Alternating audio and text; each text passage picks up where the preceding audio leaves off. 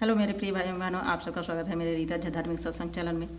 तो आज मैं लेकर आई हूँ मोक्षदा एकादशी के बारे में। सुनिएगा। युधिष्ठिर बोले, देव देवेश्वर, मार्गशीर्ष मास के शुक्ल पक्ष में कौन सी एकादशी होती है, उसकी क्या विधि है तथा उसमें किस देवता का पूजन किया जाता है?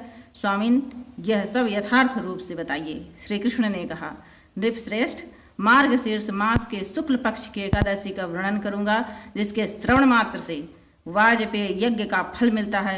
उसका नाम मोक्षदा एकादशी है, जो सब पापों का अपहरण करने वाली है। राजन, उस दिन यत्नपूर्वक तुलसी की मंजरी तथा धूप दीपादि से भगवान दामोदर का पूजन करना चाहिए।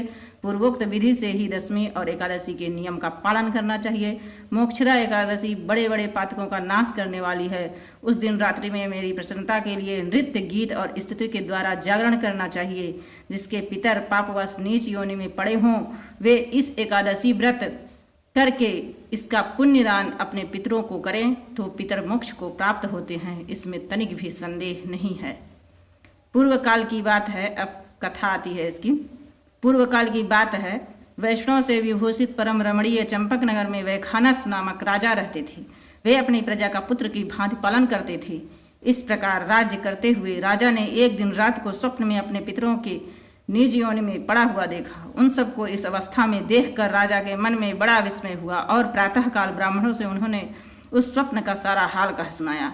राजा बोले, ब्राह्मणों, मैंने अपने पितरों को नरक में गिरा हुआ देखा है। स्वप्न में वे बारंबार रोते हुए मुझसे यूँ कह रहे थे कि तुम हमारे तनुज हो, इसलिए इस नरक समुद्र से हम लोगों को उद्धार करो।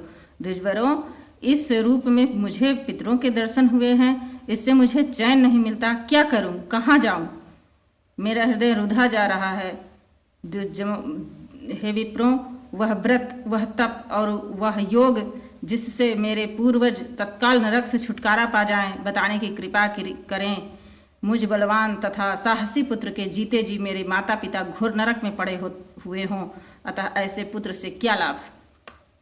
तो वो ब्राह्मण क्या बोलते हैं, देखिए। राजन, यहाँ से निकट ही पर्वत मुनि का महान आश्रम है। वे भूत और भविष्य के ज्ञाता हैं, आप उन्हीं के पास चले जाइए। फिर जब वो वैखानस राजा जो थे तो उनके पास पहुँचे, मुनि के चरणों में प्रणाम किया और दंडवत प्रणाम किया। उस राजा बोले, मैंने स्वप्न में देखा है कि मेरे पितर नरक में पड़े हैं, अतः बताइए कि किस पुण्य के प्रभाव से उनका वहां से छुटकारा होगा। तब फिर मुनि बोले, महाराज, मार्गशीर्ष के शुक्ल पक्ष में जो मोक्षदा नाम की एकादशी होती है, तुम सब लोग उसका व्रत करो और उसका पुण्य पितरों को डालो। उस पुण्य के प्रभाव से उनका नरक से उद्धार हो जाएगा। भगवान श्री कृष्ण कहते हैं कि हे युधिष्ठिर, मुनि की यह बात सुनकर राजा पुनः अपने घर लौट आए। जब उत्तम मार्गशीर्ष मास आया, तब राजा वैखानस ने मुनि के कथानुसार मोक्षदा एकादशी का व्रत करके उसका पुण्य समस्त पितरों सहित पिता को दे दिया। पुण्य देते ही क्षण भर में आकाश से फूलों की वर्षा होने लगी। वैखानस के पिता पितरों सहित नरक से छुटकारा पा गए और आकाश में आकर राजा के प्रति यह पवित्र वचन बोले, बेटा, तुम्हारा कल्याण हो। यह कहकर वे स्वर्ग में चले गए। राजन, जो इस प्रकार कल्याणमयी मोक्षदा एकादशी का व्रत करता है, उसके पाप नष्ट हो जाते हैं और मरने के बाद वह मोक्ष प्राप्त कर लेता है। यह मोक्ष देने वाली मोक्षदा एकादशी मनुष्यों के लिए चिंतामणि के समान समस्त कामनाओं को पूर्ण करने वाली है। इस महात्म्य को पढ़ने और सुनने से वाजपेय यज्ञ का फल मिलता है। प्रणाम।